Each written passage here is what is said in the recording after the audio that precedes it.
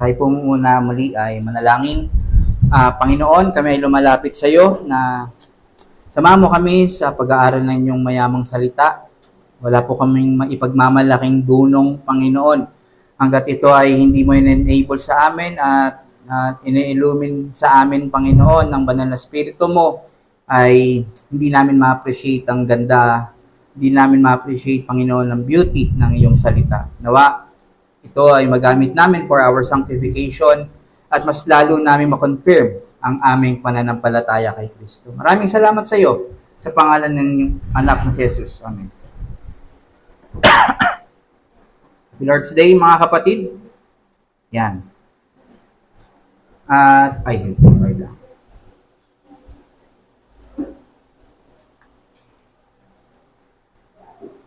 Karamihan dito mahilig sa music. At kadalasan, talagang damay na to, no? Kung gusto mo yung song, gusto mo rin yung artist. At aminin natin, kung ayaw mo yung artist, ayaw mo rin pakinggan yung kanta nila, no? May mga ganon.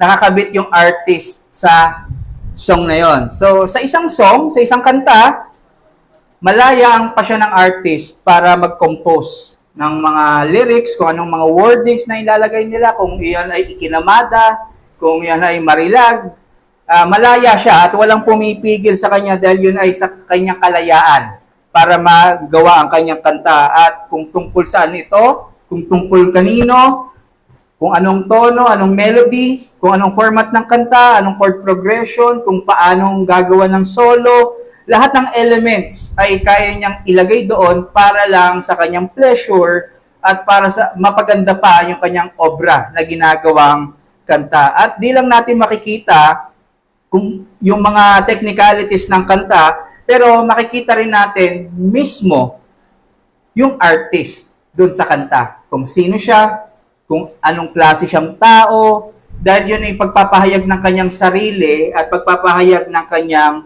damdamin. So parang ganito yung sinasabi ng passage natin sa Romans 9 na ipapasilip ni Paul ang secret counsel or ang decretive will ng Diyos na nakatago sa atin. Meaning, ito yung paghawi ng Diyos sa kortina ng kanyang mayamang pagpapasya at purpose sa sangkatauhan. Or more specific, ay sa mga lahat ng believers sa mananampalataya. So, samahan niyo po ako na basahin po ito sa Romans 9:21-23, pero for the sake of the context, kasi may mga babalik-balikan tayo, basahin po natin ito mula verse 14-23. Romans 9:14-23. What shall we say then? Is there injustice on God's part? By no means. For he says to Moses, I will have mercy on whom I have mercy, and I will have compassion on whom I have compassion. So then, it depends on human will or exertion, but on God who has mercy. For the scripture says to Pharaoh, for this very purpose I have raised you up, that I might show my power in you, and that my name might be proclaimed in all the earth. So then he has mercy on whomever he wills, and he hardens whomever he wills. You will say to me then, why does he still find fault? For who can resist his will? But who are you, O man, to answer back to God? Will what is molded say to its molder, why have you made me like this? Has the potter no right over the clay to make out of the same lump one vessel for honorable use and another for dishonorable use? What if God, desiring to show his wrath and make known his power, has endured with much patience vessels of wrath prepared for destruction, in order to make known the riches of his glory for vessels of mercy, which he has prepared beforehand for glory. The grass withers, the flowers fades, but the word of God will stand forever. So, nandito pa rin po tayo sa pagsagot ni Paul sa tanong na kung wala naman palang nakaka-resist sa kalooban ng Panginoon, bakit bine-blame niya pa rin ang tao sa pagkakasala nito? So, ang sagot ni Paul, last sermon, who are you to answer back to God? Hindi para i-shut ni Paul ang objector na huwag ka na magtanong, makinig ka na lang. Blind faith po yun, no? Hindi po ganun ang sense ng sagot ni Paul dito. Ang sense ng sagot ni Paul dito ay para ipakita ang lugar ng Diyos sa tao. Kung gaano kalaki ang pagitan ng tao sa Diyos para questionin ng tao ang gumawa lamang sa Kanya. Na ang kanyang kine-question ay Diyos. Ang kine-question ng tao na to or objector na to ay ang creator niya mismo, the God of wisdom. At para mas maging klaro, ang ginawa ni Pablo dito sa case niyang ito ay gumamit siya ng imagery ng potter clay illustration. Nagpapakita na ang Diyos ay may absolute freedom at full control or full authority sa lahat ng bagay. So sa lahat na nangyayari sa buhay ng tao, yan ay may control ang Panginoon, lalong-lalo na sa salvation ng tao. Kaya it is foolishness and unwise para magreklamo ang clay sa potter kung bakit ganun ang ginawa sa kanya ng potter. And as if mas marunong pa ang clay sa dapat gawin ng potter sa kanya, na as if mas matalino pa ang tao sa Diyos. Kaya upon the knowledge of this truth, ang response talaga ng believers ay lalong dependency. Ang response ay lalong reverence sa Panginoon, lalo na sa aspeto ng sanctification. So, na-establish natin ang kalakihan ng Diyos at kaliitan ng tao. Nakita natin kung gaano kalaki yung pagitan ng tao, ng creator at ng kanyang creation, and we can now appreciate more pag sinabing it is only by His grace. Minsan nagiging cliche na yon. Pero dahil sa malaking creator na to, hindi naman niya obligasyon na gumawa ng creation in the first place. Hindi naman niya obligasyon na pumasok sa finite at fallible na creation na ito at makipag-agree or makipag-covenant sa tao. Hindi rin naman obligasyon ng Diyos na magligtas ng tao. Kasi kung tutuusin, base sa kanyang holy justice, deserve ng tao ang makondem sa impyerno dahil sa kanyang pagkakasala dahil siya ay rebelde sa Diyos. Pero sa grasya ng Diyos, namili siya para tubusin. Namili siya ng iilan para palayain sa gapos ng kasalanan. Sa awa niya, namili ang Diyos ng taong ibibigay niya sa kanyang anak para maging katawan at maging bride. Namili siya ng mga taong luluwalhatiin at magiging parte ng new creation at makakasama sa eternity future. Ang lahat ng ito ay hindi naman niya obligasyon na gawin. Wala ring sino man at anumang puwersa ang tumulak sa kanya para gawin ito. Pero dahil lamang sa napakabuti niyang kalooban, pinagpasyahan niya na gawin ang creation, magkaroon ng redemption, magkaroon ng new creation. Kaya sa lahat ng mananampalataya dito, na maririnig ito or nakakarinig nito, nagkakaroon ba tayo ng realization lalo na bago ka pa ipanganak sa mundo, bago ka pa maging Kristiyano, believer ni Kristo, na-realize mo ba na naawa lang sa iyong Diyos? Na-realize mo ba na pinili ka lang niya para iligtas at bigyan ng paniniwala kay Kristo? Hindi dahil magaling kang umunawa ng gospel. Pinili ka para hindi mo na maranasan yung puot, dadulot ng kasalanan. Pinili ka ng Diyos para mailipat ang kasalanan mo kay Kristo at malipat ang kabanalan ni Kristo sa iyo. Diba? Kung di siya nagplano ng redemption kay Kristo, lahat tayo ay sa impyerno. Lahat tayo ay condemnation. Kaya tayo ngayon ay nagpupuri at sumasamba sa araw na ito, sa Lord's Day, sa araw niya. We are celebrating the gift of salvation through faith in Jesus Christ, and we are celebrating Him as the gifter. So following the train of thought ni Apostol Pablo sa verse 13 na binasa natin, or 14, o kahit pa umurong pa tayo sa verse 6, ito ay hindi lang merely sasapitin ng tao sa history o sa mundo, pero ito ay prinsipyo ng Diyos sa kaligtasan ng isang tao. So pinapalsilip sa atin yung hindi natin maunawaan 100%, pero kahit paano may idea tayo kung ano ang prinsipyo ng Diyos sa kaligtasan. Paano ba naliligtas? Paano ba siya nagliligtas from eternity? At alam niya marami mag-object. Ang kanyang gagawin kasing kaligtasan ay pagpili. So, lagi nakakonect yan. Ang election ay sa salvation. Marami mag-object na unfair ang Diyos at mag-question na bakit gagawin niya yon? Kukwestiyonin niya ang pagiging soberano ng Diyos. Pero ito nga yung verse 21 to 23 ay paglalahad sa atin ng absolute prerogative ng Diyos sa tao. Ibig sabihin, meron siyang absolute na karapatan para sa kanyang ginawa at ang tamang pagkilala sa Diyos biblically. Nilalagay tayo ng mga passage na to, hinuhugasan yung alam natin sa Diyos na tayo lang ang nag-create. Nilalagyan tayo ng katotohanan ng Panginoon kung sino siya ayon sa Biblia. Okay? So ito ang dalawang main points natin. Una, God is making His absolute prerogative known to man. Pangalawa, God is making Himself fully known to man. Una, God is making His absolute prerogative known to man. Ipinapaalam ng Diyos ang ganap na karapatan niya sa tao. Yung last time, may karapatan. Pero ang gusto kong sabihin, ganap, kompleto. Talagang absolute yung kanyang karapatan. Hindi lang siyang merong karapatan sa'yo, pero ganap yung karapatan niya.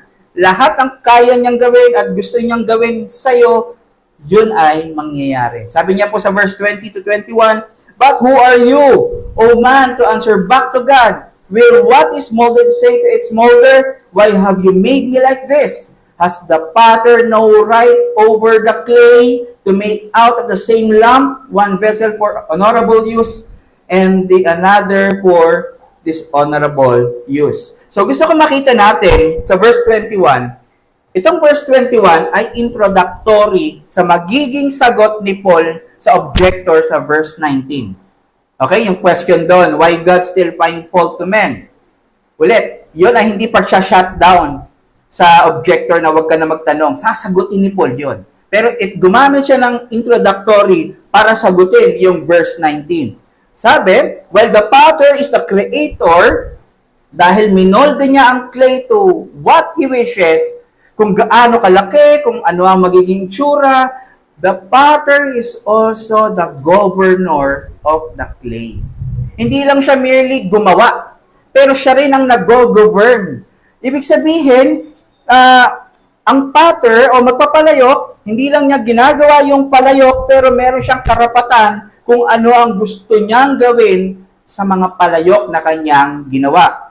Siya ay merong karapatan para mag-assign kung ano ang gagawin niya sa mga palayok na ito. Sabi sa rhetorical question, verse 21, has the potter no right over the clay?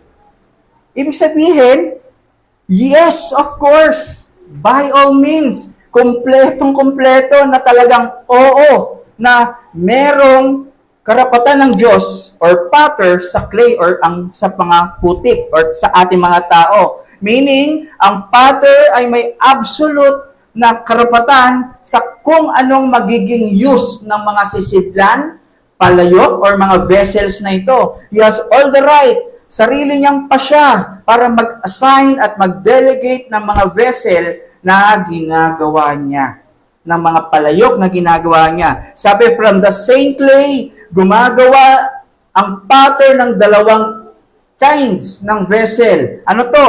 Vessel for honorable use at vessel for dishonorable use. Walang neutral. Wala siyang ginawa, tas walang gamit. Lahat ay may gamit. Lahat ay may purpose. May purpose. So ano itong mga vessels na ito?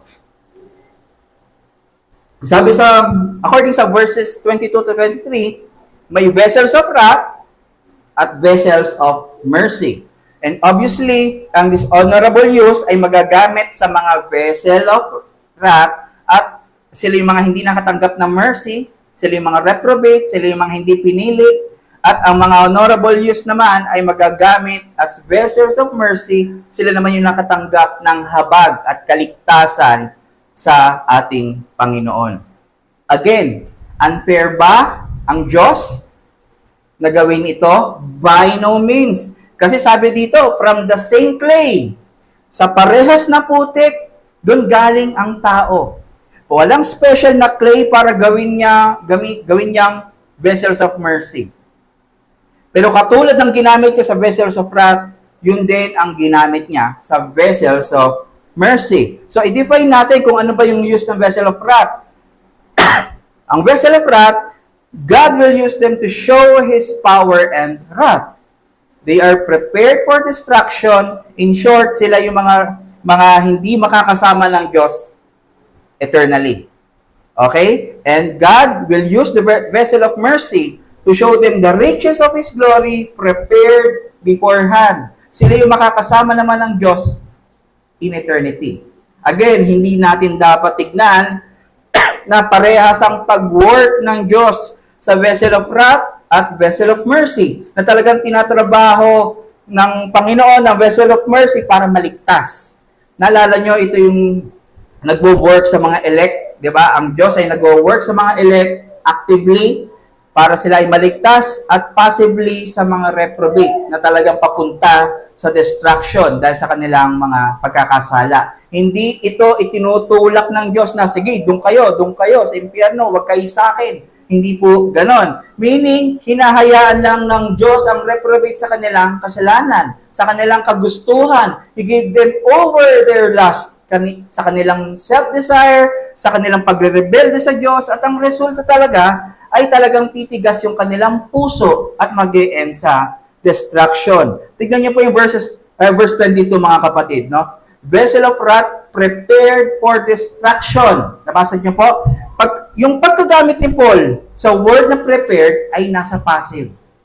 Passive verb ang ginamit niya. So, tama po tayo. Actually, itong vessel of wrath na ito ay pagbabalik sa idea sa verse 17, doon sa Pharaoh, doon sa hardening of heart ng Pharaoh. And yes, pertaining ito hindi lang sa Pharaoh, pero kay Esau, even kay Judas na son of perdition. Pero itong verse 23, in order to make known the riches of His glory for vessels of mercy, which He has prepared beforehand for glory, ang pagkagamit naman ng prepared na word dito ng Diyos or ni Paul ay nasa active verb.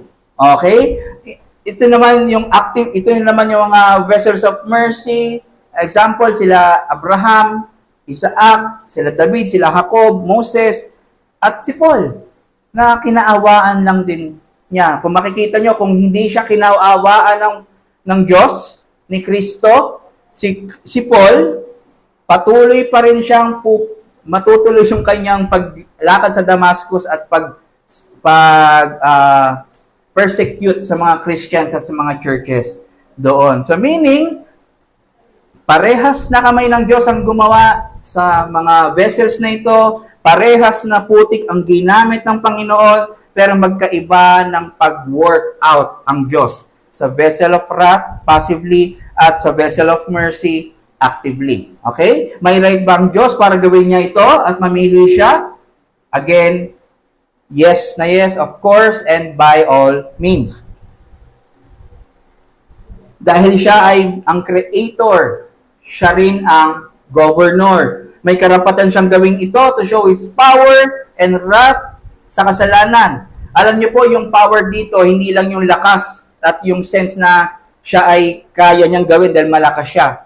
Pero yung power dito, ang sense din nito, may sense din ito ng karapatan. 'Di ba? Ako ay may authority, may power akong gawin 'yan, may karapatan akong or privilege yung gawin 'yan. Okay? So madaling sabi, we can understand this by saying, sino tayo para mag-alinlangan sa wisdom ng Diyos na gumawa lamang sa atin at questionin ang karapatan niya para mamili at mag-assign kung anong gamit niya sa isang tao. Siya ay may karapatang mamili kung sino ang makaka-experience ng banal na galit at makaka-experience ng yaman at kaluwalhatian niya. Okay? So, ginamit ni Paul ditong allusion ng honorable use at dishonorable use sa 2 Timothy. 2:20. 2 Timothy 2:20, I mean. Now, in a great house, sa kingdom ng Panginoon, there are not only vessels of gold and silver, vessels of mercy, but also of wood and clay. Ito yung vessels of wrath. Some for honorable use, some for dishonorable use. So, sa isang kaharian, di ba, may mga vessel doon. Ibig sabihin, may mga sisidlan, may mga mangkok na mga ginto, mga silver, at ito ay para sa honorable use. At yun talaga dapat ang gamitin ng hari, ang mga ginto at mga silver, di ba? Pero hindi siya naglagay ng mga ng ibang gamit para paglagyan or pwede niyang kainan. Kasi ito mga vessels of gold ito at mga silver, ito ay for his honorable use. Dito niya nilalagay minsan yung mga importanteng bagay or kahit pang display ng hari, no? Meron siyang karapatan na gawin 'yon. At ito mga ito ay nakaset apart sa wood at clay.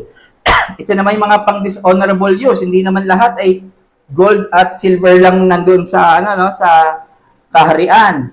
Pero meron din mga kahoy, meron ding mga clay. Ano bang silbi ng mga kahoy? Ito ay pwede maging trash bin. Ito ay pwede maging ashtray. Nakita niyo po, magkaiba yung gamit ng dishonorable use sa mga honorable use. So, di ba, ang hari ay may kakayahan at may karapatan, may kalayaan na i-define kung saan niya gagamitin ang bawat bagay na nasa kanyang kaharian. At may right din siya, hindi gamitin ang kahoy sa honorable use. Meron din siyang right na hindi gamitin ang mga ginto sa dishonorable use. Ganon ang Diyos sa atin.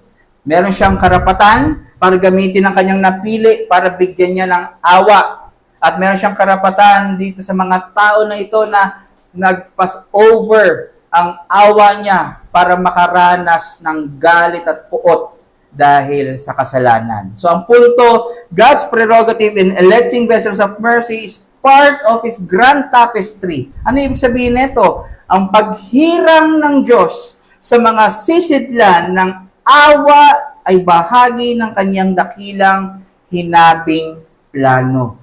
Okay? Meaning, hindi lang siya nag-power trip sa pagpili dahil siya ay may karapatan at may kakayahan na gawin ito. Pero ginawa niya ang pagpili para sa plano niyang nakaabang para mailantad sa atin sa glory niya na soon to be revealed.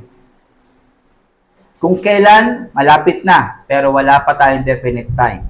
Hindi lang ito natatapos dito sa history na masabi lang tayo ay naligtas ng Diyos para matakot ang mga hindi naligtas ng Diyos. Hindi lang dito sa mundo, mga kapatid. This is for us to realize na mas may malaking plano ang Diyos kaysa sa kaya nating isipin at imaginein, mga kapatid. To think itong election sa chapter 9 ay mismong paghihimay at pagsasakatuparan ng golden chain of salvation sa Romans 8:29-30. Di ba? Nagsimula iyon sa foreknew at predestined. Napakagandang aralin, no? Oy, foreknew, predestined, election. Pero pag pumasok na tayo doon, pinasilip na sa atin kung ano nangyayari, ay, pumipili pala ang Panginoon. May right pala siyang may karapatan pala siyang gawin yon dahil siya ang pattern. Hindi siya bumabase. Ito yung itsura lang, wala siyang pinagbabasihan kung mabait ka o hindi, kaya kanya pinili. Ito ang itsura ng siya ay namili ayon sa kanyang pasya.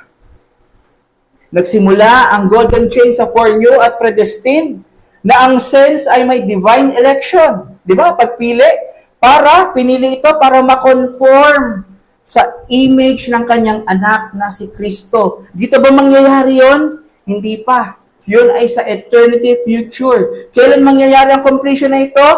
Pagdating ni Kristo sa glorification. At yun ang divine tapestry ng glory ng Diyos na makikita at masisilayan natin. Hinabi ng Diyos ang lahat ng bagay para mangyari ang divine plan niya. Tinawag niya through the preaching of the gospel ang mga elected vessels of mercy. At ang mga vessels mercy na ito ay itatransform ng banal na spirito ayon sa kanilang disenyo na prepare ng Diyos beforehand para sa kanila in the eternity past.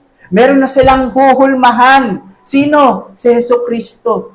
So yun yung plano. Minsan, naisip lang natin, ang gandang aralin, pero pag nakita natin yung imagery,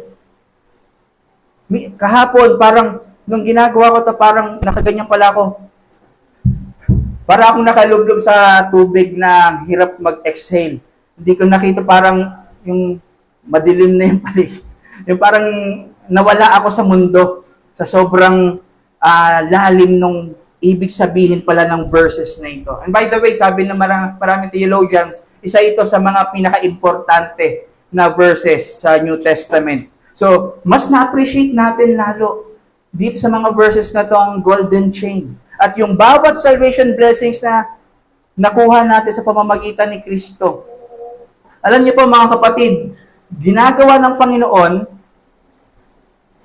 ang ginagawa ng Panginoon ngayon dito, pinapasilip niya yung kanyang masterpiece, ginuguhit niya ang kanyang design sa paraan ng kanyang salita. Pinapakita niya kung gaano kaganda yung mamamasdan natin sa panahon na iyon. Sa panahon na ibibigay sa atin ng Panginoon. Para pala itong isang trailer sa isang movie, isang teaser sa isang concert event, isang snippet ng isang kanta or isang preview or prologue ng isang libro. Though di natin alam by detail, pero may idea na tayo kung ano ang mangyayari. Alam na natin yung mga major events na mangyayari sa future eternity. Pinag-glimpse na tayo ng Diyos. Sabi nga, may foretaste na tayo sa future under sa kanyang decretive will.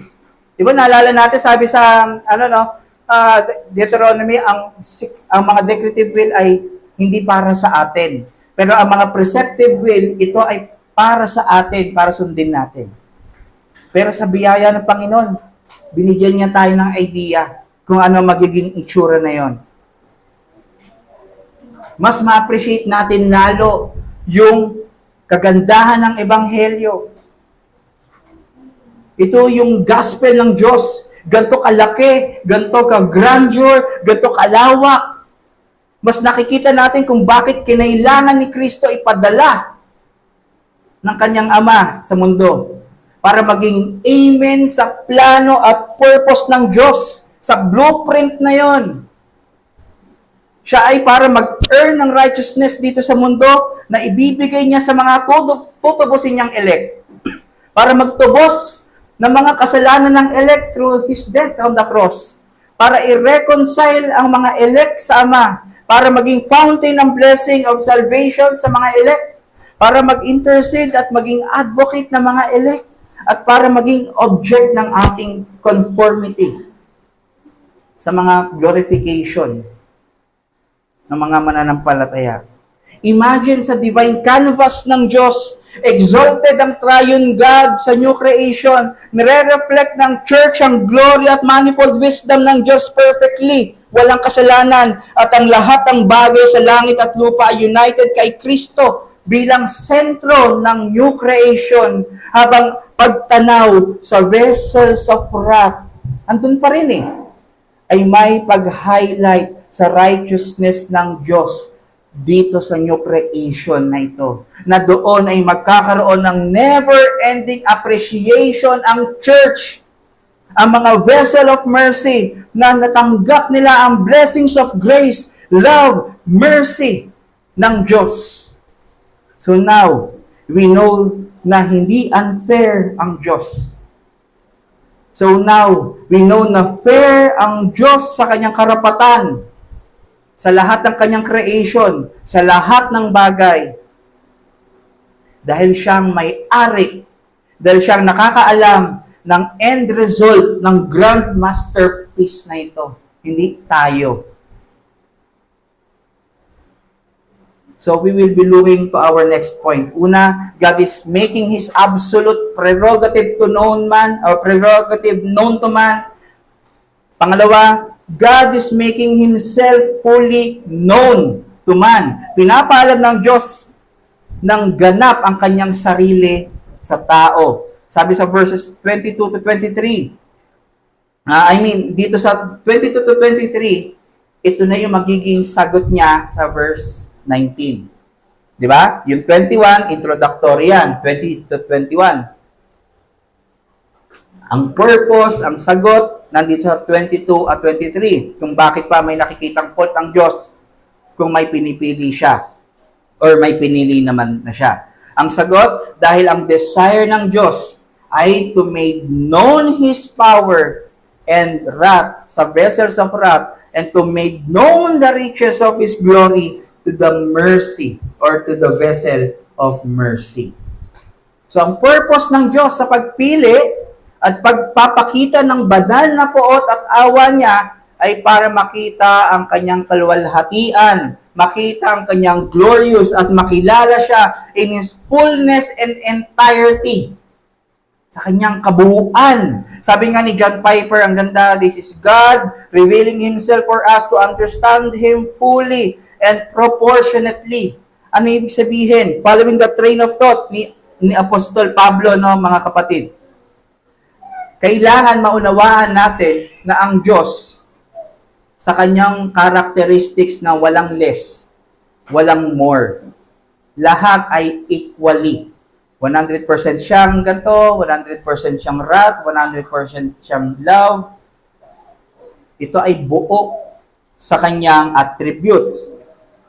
So meaning, ang Diyos ay may karapatan, para maunawaan natin ito, ang Diyos ay may karapatang iparalas ang kanyang banal na puot sa lahat ng tao dahil sa kanilang kasalanang paglabag sa kanyang kalooban. Okay? So kung God of love lang ang pagkaunawa mo, ibig sabihin, pwede niya nang palagpasin yung mga nagkasala. Ngunit, mayroon din siyang karapatang mamili para kahabagan niya at para iparanas at maipakita sa kanila ang mga yaman ng Diyos at ang kanyang kalwalhatian. So meaning, ang lahat ng ito ay para sa kalwalhatian ng kanyang pangalan, para sa kanyang exaltation, sa kanyang praise and glory, at para makita natin ang Diyos sa kanyang kabuuan. Di ba? Naaral natin ito sa divine simplicity ng Diyos na we cannot divide God na sa kanyang attribute. No? Siya ay 100% love, 100% mercy, God of wrath towards sin, 100% din. So, bakit ko binibring up ito, mga kapatid? Kasi maraming hindi balanse ang pagkilala sa Diyos. Kahit naman ako mismo, kala ko lang dati hindi galit ang Diyos. Tanggap lang siya ng tanggap, basta sinusuyo ko siya, nagpe-pray ako, nagmamakaawa ako, or parang sincere yung ginagawa ko. Parang yun lang yung nakikita kong side. Pero kailangan pala balanse ang pagkilala natin sa Diyos. Kailangan, maraming mga kumikilala sa Diyos na puro love lang. Yun lang yung alam, puro pag-ibig.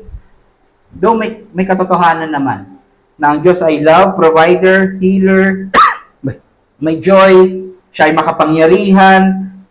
Pero minsan, kadalasan, hindi nila kinikilala ang Diyos na banal. Yun lamang po ang inulit na attribute ng dire-diretso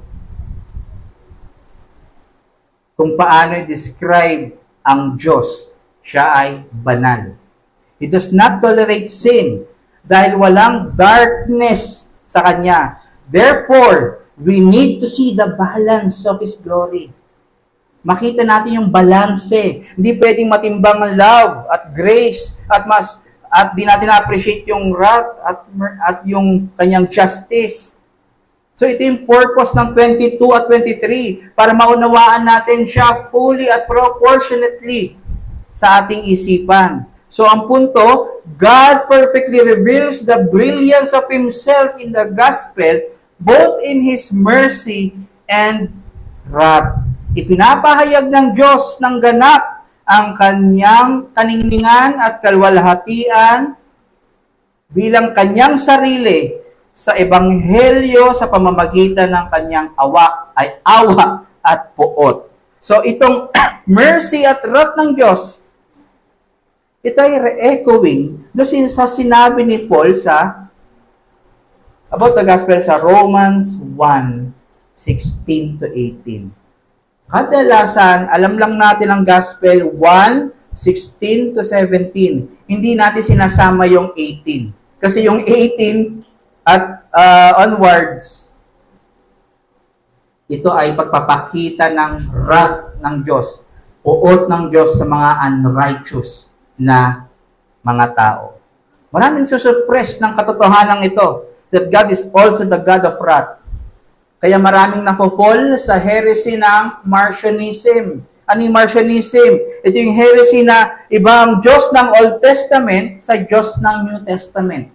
Na ang Diyos daw ng Old Testament ay malupit, judgmental, cruel, pero ang Diyos ng New Testament ay loving, caring, joyful, at hindi judgmental. So malaking kamalian po ito. Dahil isa lang ang Diyos sa Old Testament at New Testament. Kung sino ang Diyos sa Old Testament, siya rin yung sinasamba natin sa New Testament. Kung sino yung sinasamba, pinag-aalayan ng mga ceremonial law, judicial law ng mga panahon na yon, yun din ang ating sinasamba. Pero hindi na tayo gumagamit ng ceremonial law or mga judicial law para tayo ay maging katanggap-tanggap sa Diyos na hindi naman na talaga sila naging katanggap-tanggap. Kaya tayo ay acceptable dahil kay Kristo at sa kanyang ginawa sa krus. Yes, ang Diyos pa rin ngayon ay may puot pa rin hanggang ngayon. Hindi yan natapos sa Old Testament. Siya pa rin ay may puot sa kasalanan. Pero hindi niya pa rin ito binabagsak. Hindi pa rin niya ito ipinibigay sa creation. Kaya dito natin ma-appreciate ang patience ng Diyos. Nabuview kasi ng tao, pag sinabing wrath ng Diyos, ay yung mga nagwawala. Diba? Sa movie, sila yung mga King Kong, parang ganun yung wrath, no? Galit na galit yung kanilang pagdepict sa wrath ng Diyos. Pero hindi po ganito ang puot ng Diyos. Ang puot ng Diyos ay banal. Ang puot ng Diyos ay patient. Ang puot ng Diyos ay long-suffering, may forbearance, may pagkikimkim, may paghihintay. Kaya tignan niyo po sa verse 22, "But if God, desiring to show His wrath and to make known His power, has endured with much patience." God endured much patience. Kala mo ikaw lang ang nagtitiis sa suffering mo ngayon, pero God much endured. Kung paano mo siya kung paano mo siya sundin, kung paano mo siya mahalin, kung paano ka nagiging anak niya, ine-endure niya ang patience na to. Hindi dahil sa sarili mong traits, pero kay Kristo. Pinapakita ni Kristo as our advocate. Kaya wala nang galit, wala nang puot na nasa sa atin. Ito na ay kay Kristo 2,000 years ago. Ang meaning nitong God endured much patience. Ito ay bore with great patience. At ang sense nito pa rin, itong binabasa natin sa verse 22, ito ay verse 17 sa kay Pharaoh. Na naging patient ang Diyos sa kanya 10 times. Diba? Sa plagues. At syempre, 10 times lang yun doon sa mismong plagues. Pero simula nung bata siya, nag-endure ang Panginoon ng pasensya sa Pharaoh na ito. In order for God to show His power and that His name might be proclaimed on all the earth. So we can understand by saying, God patiently endures the vessels of wrath, preparing themselves for destruction, because He desires to show His wrath and power. Okay? God patiently endures para maipakita niya yung wrath, para mapakita niya ang kanyang kapangyarihan, karapatan sa mga vessels of wrath. Ganon ang meaning nito. Ang na-exalt dito, hindi lang yung wrath sa kasalanan, pero yung patience niya sa kasalanan at sa mga makasalanan. And again, passive itong vessels of wrath na ito. At nagtutugma, yung patiently endures, di ba? Na preparing themselves, hindi preparing na siya yung nagpe-prepare, nagsasalansan para maging ma-distract sila. Pero passively, they are preparing themselves sa destruction dahil sa kanilang kasalanan. Nagtutugma ito sa sinabi ni James, sa James 5:5. They have fattened their hearts in a day of slaughter. Ibig sabihin, pinapatabahan nila yung kanilang mga sarili, hinahanda nila yung kanilang sarili para sa pagkatay sa kanila. Okay? Nakita po ba natin yung wrath ng Diyos? Kung gaano kabanal, kung gaano kapasensyoso. Hindi katulad natin na ang alam natin sa galit o sa puot ay yung may impulsive tayo eh. Pag tayo ay galit. Kung ano yung emosyon natin, ay hindi, sasabihin ko to. Para mapahiya. Hindi po. Ang Panginoon, kung gusto niyang mapahiya, mas silent ang mga prideful, binibigyan niya ng katotohanan. Hindi pagpapakita na hindi pagyayabang doon sa mga yon, pero pagpapakita ng katotohanan, pagpapakita ng humility kay Kristo, na ibang-iba sa tao. Ang Diyos ay patient sa vessel of wrath, hindi dahil may chance pa sila na maging vessel of mercy. Baka naiisip nyo ganon. Oy, baka pwedeng, kaya naghihintay ang Diyos kasi baka ma-convert sila sa vessel of mercy. Hindi. Once na sila ay vessel of wrath, sila ay magiging vessel of wrath na magpakailanman. Wala nang tawiran. At ganoon din ang vessel of mercy. Hindi na sila magiging vessel of wrath. Kasi ang ganito po yon. Ang makaka-appreciate ng mercy, ng wrath, at power ng Diyos ay ang mga vessel of mercy. Ipaparanas niya ang wrath at power sa vessel of wrath para ma-appreciate ng vessel of mercy. Kasi kailanman din nila ma-appreciate yung awa ng Diyos kahit nandun na sila sa impyerno. Wala nang pagsisisi sa impyerno. Kala nyo ba? Na pag nandun na kayo, dat pala nakinig ako, dat pala nanampalataya ako nung Lord's Day na yon. Hindi.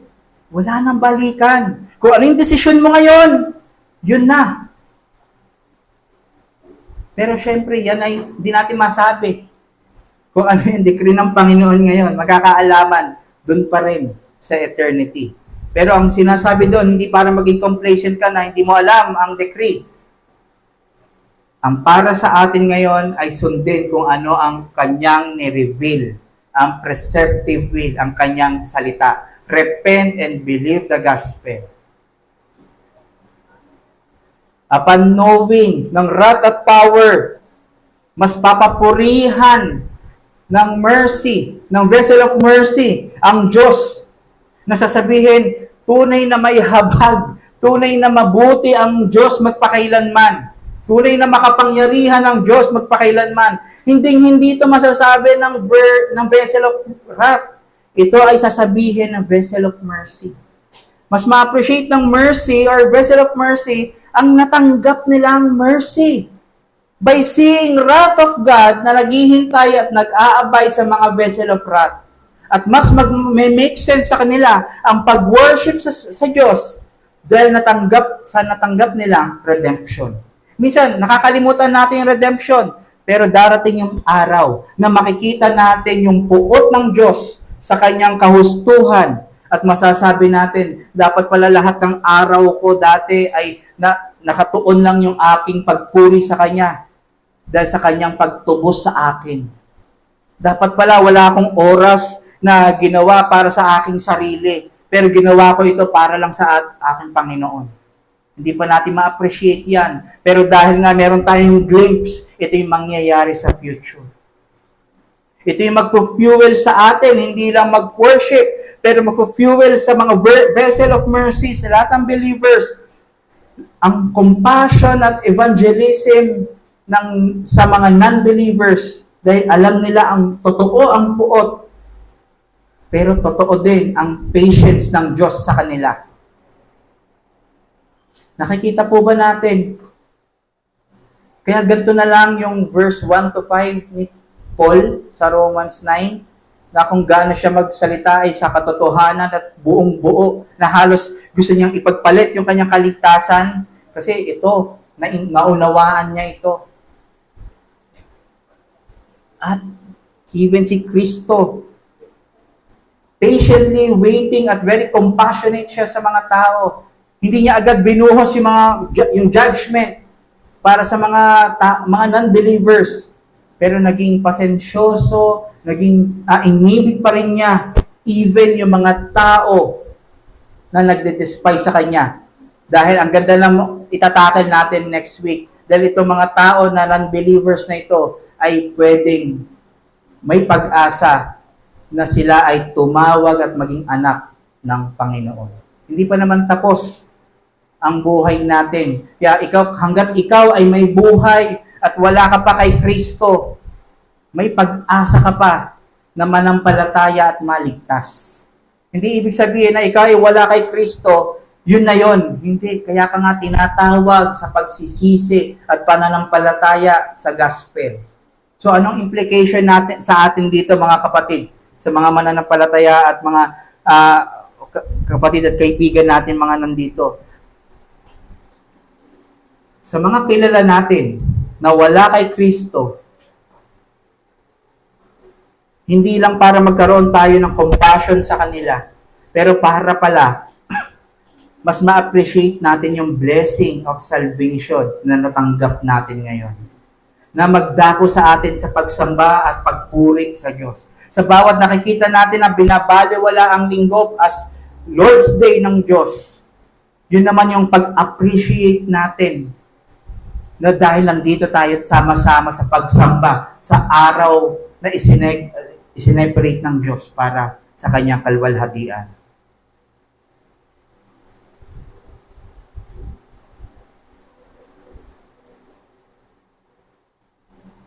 Kaya kailangan nating maunawaan nito ng may buong kabuuan ng Diyos. Maunawaan natin ito by His grace. Then, anytime, pwede natin siyang paratangan. Unfair ang Diyos. Pag may sufferings tayo, nag-aalinlangan tayo sa kapangyarihan ng kanyang salita. Pero dahil meron na tayong tunay, pagkakilala sa Diyos ng kabuuan, na siya ay God of wrath, God of mercy, God of love, God of justice, mas lalong magsha-shine ang gospel sa ating mga puso, sa ating mga isipan. Mas magsha-shine ang gospel kung balanse ang pagtingin natin. Kung titignan natin ang Romans 1, 16, 17, at 18. Ang Romans 3, John 3, 16, 17, at 18. Actually, 14, 15, 16, hanggang 18. Dapat balanse. Hindi magsha-shine ang gospel kung walang kasalanan. Hindi magsha-shine ang gloriousness ng gospel kung walang pagtubos sa mga makasalanan. Walang iniligtas sa banal na puot ng Diyos. Walang magiging saysay. Hindi magiging maganda. Magiging beauty. Makikita natin yung beauty, ang atoning work ni Kristo. Kung hindi natin naunawaan ang kasalanan, ang dreadfulness ng sin. Muli, sa tuwing tayo nakakakita na nagre-reject ng gospel, na-appreciate natin ang gospel, medyo madali sa atin itong sabihin. Pag may nagre-reject, na-appreciate natin ang gospel. Pero to think, paano na kung yung kapamilya mo mismo ay wala pa kay Kristo? Yung magulang mo, yung anak mo, yung kapatid mo, kamag-anak mo. Kung wala pa sila sa pagkakakilala sa Panginoon, kailangan natin ma-appreciate lalo yung gospel, yung pag-ibig ng gospel, yung habag na nanakuhan natin. Kasi kung hindi natin naunawaan ng Diyos fully sa kanyang attributes na meron siya ay habag at siya ay hustisya, puot sa kasalanan, pwede mag-hold back sa atin para ma-appreciate ang mercy ng Diyos. Ba't di ka naaawa sa kanila? Bakit ang dami mong inalaw na mamatay sa massacre sa Africa? Yan ang mga tanong ng mga Christian na naging atheist. Bakit? Kala ko ba God is love? Ikaw ay pag-ibig. Pero ba't mo sila hinayaan na mamatay? Ba't mo hinayaan mabuhay pa yung mga kriminal na gumawa ng mga kriminal na yun? Isa lang ang sasabihin sa iyo ng Diyos. Kung paano niya hinayaan yung mga yon at naging patient, ganun din yung pagiging patient niya nung wala ka pa sa Kanya. Nung wala ka pa kay Kristo, pwede ka na niyang kunin ng oras na yon. Dahil wala tayong pinagkaiba sa mga kriminal na yon. Lahat tayo ay lumabag sa Kanyang kautusan. Kaya sino tayo para sabihin, ito dapat ang gawin mong hostisya? Ganun din tayo. Kinaabagan lang din tayo. Kinaawaan lang din tayo. Hindi rin naman natin naabot yung Kanyang standard. Ang lahat ng yan ay ginawa ni Kristo. Di ba natin na-appreciate kung paano siya nagtitiis, na ituwid ka sa mga secret sins mo na hindi pa nabubunyag? Yes, marami tayong secret sins na hindi mapupunyag dito sa mundo, pero lahat yan ay ilalantad sa future. Pero dahil sa ginagawa mo yan, kahit ikaw ay anak ng Panginoon, dinidisiplina ka niya. Hindi ka niya dinidisiplina, hindi niya ine-expose yan publicly para ikaw ay maging kagamit-gamit, para ikaw ay magkaroon ng opportunity na bumalik sa Kanya sa pagsisisi. Sino tayo para magturo ng awa sa Diyos kung tayo ay mga cruel na nilalang? Hindi natin pwede ma-appreciate ang Diyos sa pag-ibig niya kung kulang ang pagtingin natin sa pagtubos niya sa atin sa kasalanan. In short, ang karakter ng Diyos ay displayed sa kanyang habag, sa kanyang galit sa kasalanan para ma-magnify lalo natin yung glorious gospel. Kaya ang ganda ng take dito ni Jonathan Edwards. Evil is necessary para ma-experience natin ang highest happiness of God at maunawaan natin ang pag-relate at pag-communicate sa atin ng Diyos fully. Kung paano, bakit ganito ang nangyayari? Kasi fallen ng world. Dahil sa kasalanan. That's it. Dahil kalooban ng Panginoon, yes. May solusyon ba? Si Kristo. We cannot appreciate Christ's atoning work kung di natin naunawaan kung gaano tayo nagkasala sa Kanya. Kung paano tayo nag-disobey. Yung mga iisipin natin kasalanan pa bukas, kasama yan sa pinagbayaran ni Kristo. Di natin makikita fully ang grace kung walang kasalanan. Kung walang pagtubos sa crucifixion ni Kristo. Sa yaman, wala tayong kagalakan, comfort, pag-ibig. Hindi natin makikita to as sweet blessings. Laging may parang void o may konting kulang kung hindi natin naunawaan ang pagkasalanan. Kaya nga tignan nyo si Adan. Hindi niya pa fully naunawaan ng Diyos. Hindi niya pa naunawaan ng love, ang grace, ang habag. Hindi niya pa nakita ang wrath. Ang alam niya lang, provider ang Diyos, creator ang Diyos, powerful ang Diyos. Anong sabi kanina? Kailangan nating makita fully, completely, proportionately ang attributes ng Diyos para mag-shine ang glory ng Diyos sa ating mga mata. Kaya never ending yung dapat na pagkilala natin sa Panginoon. And this goes to show that no one knowing God is not an optional thing.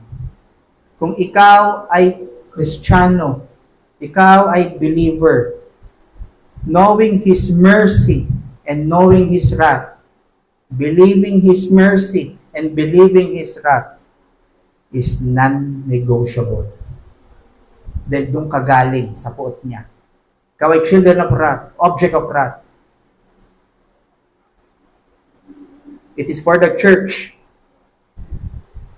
para makita sa panahon ng consummation ang riches ng glory kapag para makita natin ang habag at puot ng Diyos. Meaning, magkakaroon tayo ng full appreciation sa lahat ng inilagay niya sa sisidlan ng vessel of mercy. Lahat ng salvation blessings. Hindi ito para ma-enjoy lang ng church ng gifts, pero ang gifter din. Imagine, may dalawang vessel sa eternity. Yung isa, vessel of wrath, pwedeng dalawa ang take natin dito. Dalawang view kasi dito. Yung isa, never-ending ang destruction doon sa pot na yon or sa vessel na yon. Yung isa namang view, buo yung palayok, pero nasa loob ay puot at condemnation ng Diyos. Hindi totally walang presence ng Diyos. Ang wala ay grace at love at mercy sa sisidlan na yon. Pero sa kabila naman, ang vessel of mercy na punong-puno ng riches ng glory, na wala ng paghihirap, wala ng pagdurusa, puro presensya ng Panginoon. We can face Him face to face. Puro happiness, puro pag-worship sa Kanyang pangalan. Di ba tayo na-excite sa ating masisilayan, mga kapatid? Yeah, this is our life now, church. Let us constantly know God, kahit pa sa hostisya niya, kahit pa sa mga dark providences niya. Maging buo ang pagtingin natin sa Kanya para maging buo ang paglago natin at pagsamba natin sa Kanya. Hosea 6:3, let us press on to know the Lord. Press on. May sufferings ka, kilalanin mo ang Diyos sa sufferings na yan. Kung struggle ka sa sin, kilalanin mo ang Diyos sa struggle mo sa sin na yan. Anong challenge? How do we recognize and respond to God's patience in our daily lives?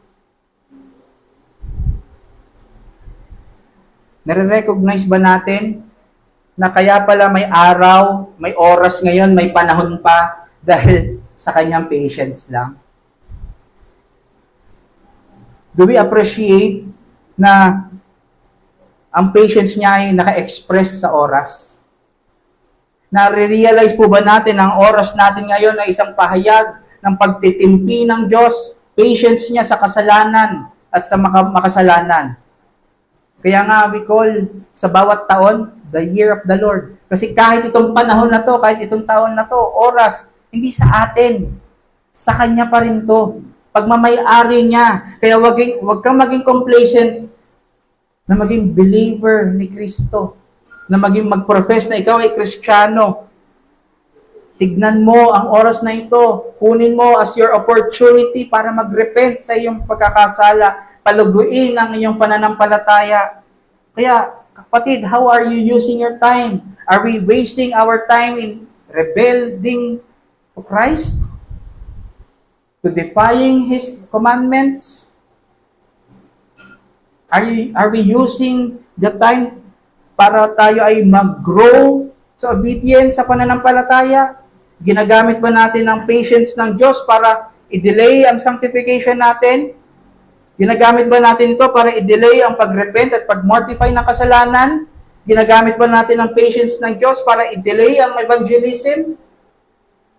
Kung ganito ang ginagawa natin, sinasayang natin ang patience ng Diyos na ibinibigay niya sa atin araw-araw. Sinasayang natin ang mga bagong habag na ibinibigay niya sa atin tuwing umaga. Kaya repent from your sins, kapatid. Huwag kang maging complacent na isa ka sa vessel ng mercy. Remember sa context ng Isaiah 29:16, ang kausap ng Diyos doon ay ang mga kinikilala niyang pinili niyang bayan, ang Israel. At ang konteksto nito, gamit ang imagery ng potter and clay, ang context nito ay sa repentance. Sa pagrereklamo, sa pagsusuway, ginamit ni Isaiah ang potter at clay na imagery. Na tayo ay nasa kamay ng Diyos. He's calling you to repent from your sin. Kaya sabi nga sa Romans, di ba? Dapat ma-appreciate natin yung goodness ng Diyos sa atin. Dahil ito dapat ay magdala sa atin sa pagsisisi. Number 2, are we consistent to the purpose of God in our lives? Napunod niyo na ba si Dr. Beck? Ang ganda na sinabi ni Dr. Beck, no? May maganda siyang sinabi doon na di siya sumusukong gumamot ng mga pasyente kasi meron siyang reason. Meron siyang dahilan kung bakit siya, kahit yung pasyente ay seemingly mamamatay na, nire-revive niya pa rin kasi meron siyang reason. Ang reason niya, muntik nang mamatay yung kanyang ama dahil walang tumanggap. Wala pang nakapanood nga, no? Walang tumanggap na ospital doon sa kanyang ama. Kaya namatay yung kanyang ama. Kaya yun yung reason niya, siya ay manggagamot. So, alam niya yung reason niya, kaya niya ginagawa. Kailangan din natin malaman yung reason natin. At ito nga yung reason. Ipinakita yung grandiousness ng masterpiece, pinapakita ang kabuuan ng Diyos sa atin, at yun ay sapat na dahilan para sa ating sanctification, para tayo ay mamuhay sa kabanalan at mag-endure ng mga sufferings. Para mahirapan talaga tayo sa sanctification natin kung nakasulat lang kasi. Hindi natin nakikita yung dahilan. Hindi natin naunawaan yung dahilan na yung gospel ay tayo ay na-redeem para tayo ay pabanalin at maging parte ng new creation. Kaya hindi natin naunawaan yon, partial yung ating ginagawang sanctification. Dito natin makikita yung tunay na pag-ibig. Kaya pala, ganito, pag sinabi ni Christ, love your enemy. Kasi alam natin, enemy niya tayo dati. Yun ang dahilan. Kaya tayo ay nagmamahal sa kapwa dahil minahal din tayo ng Diyos. Minahal tayo through the gospel. Kaya wag tayo maging reactive sa sanctification natin.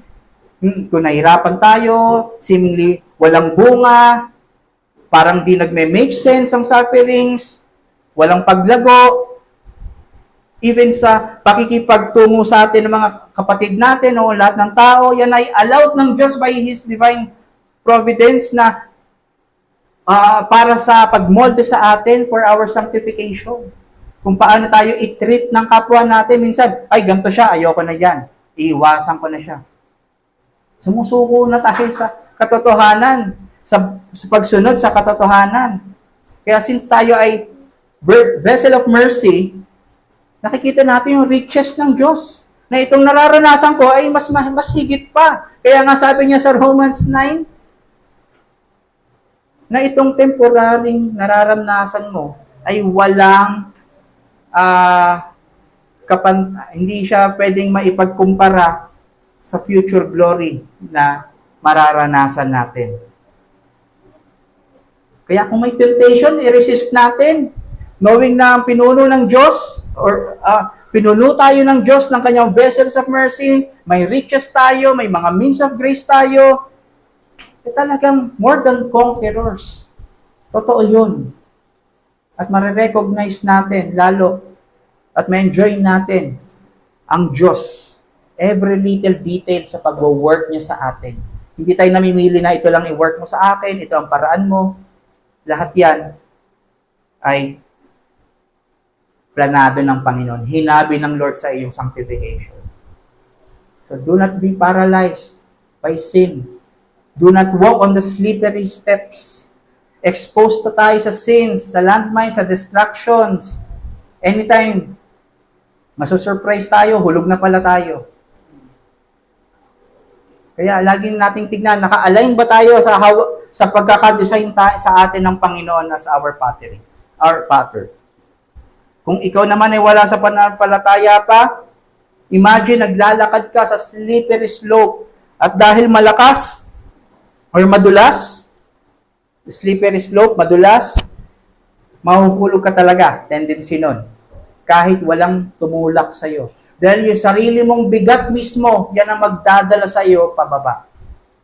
At kailangan mo ng kamay, hindi para itulak ka, pero humawak sa'yo para pigilan at buhatin ka pabalik sa pagkakahulog mong ito. At ito ang Diyos. Hindi mo kayang iligtas ang sarili mo pag ikaw ay nandoon. Surprised ka na, nahulog ka na pala. Wala kang pwedeng makapitan, kapatid. Para maasahan mo sa iyong pagsalba sa slippery slope na yon. Yung work mo, yung pamilya mo, yung accomplishments mo, lahat yan ay hindi makakapagpaangat sa'yo. Ang tanging makakapag-angat lang sa'yo ay ang kamay ng tagapagligtas at ng Panginoon. Kamay na pinako sa krus ng Kalbaryo. At itong mga kamay na ito ay hindi ka itutulak, pipigilang lumapit sa Kanya, pero itong mga kamay na ito ay pepwersahin kang pataas para ikaw ay mailigtas sa pagkakasaglak mo sa kasalanan. Itong mga kamay na ito ay mga welcoming arms para tanggapin ka kapag ikaw ay naniwala at nagsisi sa iyong mga kasalanan sincerely. At alam niyo ba ang mga kamay na ito? Ito ay mga kamay ni Jesucristo. Kaya kapatid, kung wala ka pa, ikaw ay magsisi, bitawan mo sa iyong mga kamay ang iyong mga kaligtasan, ang iyong kaligtasan na alam. Hindi ka ililigtas niyan. Hawakan mo lang, panghawakan mo lang ang ginawa ni Kristo sa krus, na siya ay namatay sa makasalanan na tulad mo at tulad ko. Bitawan mo yung kasalanan mo, pagsisihan mo yan, talikuran mo yan, at ikaw ay lumapit sa ating Panginoon. Hingin mo ang kanyang pagsisisi or ang awa niya para ikaw ay magsisi sa kanyang pangalan. Let us pray. Maraming salamat, Panginoon.